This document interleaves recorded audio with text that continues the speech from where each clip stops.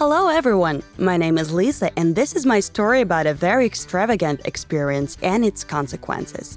I always was boyish, my friends called me that. Dresses, dolls, tea parties, all of that was too boring and didn't match with my life's rhythm. It was much more interesting for me to play football with guys or conquer castles with a wooden sword. This was true so much that when I became 15, my only friends were boys. And if earlier they used to try to call me girly, now we became a true team where I wasn't excluded from anything. We often went to abandoned houses or had fun on a nearby building. Since my lifestyle was not ordinary, I had an unusual look. Bruises on my knees, comfy sneakers on my feet, and boyish t-shirts. No braids or frilly stuff. I was sure that short hair was the best look for me. One day on a Christmas Eve, I played near the candle and it unexpectedly caught my hair on fire. In seconds, I lost almost all my hair. Luckily, the fire didn't touch my face. Since that day, I have had a very short haircut, which my mom hated a lot. Once, while hanging out with guys, we got bored and decided to play a wishing game. My wish from them was to shave my head bald. I still don't know why, but I thought this was another test of my spiritual power. It was like I said to myself, am I that brave to shave my head? Well, I was interested to try the bald girl look, since I always liked to look like a boy. One of the boys carried the trimmer. I shaved my hair myself and stared in the mirror. A shining bald head looked back at me from the mirror. We smiled to each other and decided that we looked really cool. As it occurred, I was the only one that liked the bald look. When my parents saw their girl with a bald head and a bright smile, my mother almost had a heart attack.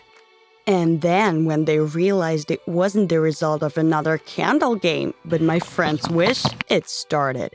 How they were screaming! I'm still shaking remembering that moment. And after that, they said if I want to look like a boy, I have something wrong with my orientation and probably need to visit a psychologist. Long story short, that evening I learned a lot about myself and not good stuff. But hair doesn't grow back in a night, so the next day I went to school with a bald head.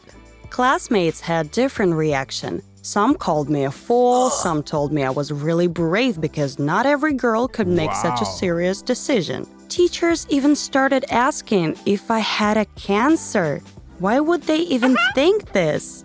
God, and then the principal screamed at me too and threatened to exclude me from school. But it was such a pleasure for me to have people in my school who liked my new look very much.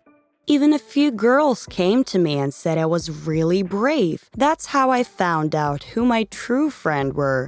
Having a bald head was totally worth it. But there were other pluses. First, I didn't have trouble with washing my hair anymore, and I saved lots of money on shampoos and hairbrushes. Second, I didn't need to spend time on hair care. No hair, no problems. Third, at the end of this experiment, it turned out I really wanted to have long and pretty hair. Weird, but that radical haircut actually helped me.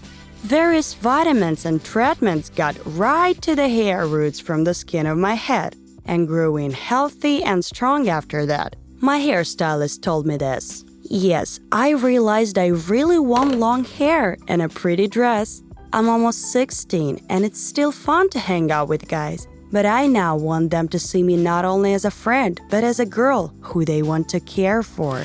That doesn't mean my rebellious spirit is gone. No, not at all. I just know now that I should do what I like and not worry what others may think. I can be feminine, wear skirts and dresses, and still continue my experiments. I can be myself because my true friends will stay with me. Just do what you want. Don't prove anything. Don't try to make everyone like you. It's your life. It's up to you to decide what it will be. This is the lesson I learned, and I don't regret learning it. I hope you will agree with me and will always try to remain yourself in such situations.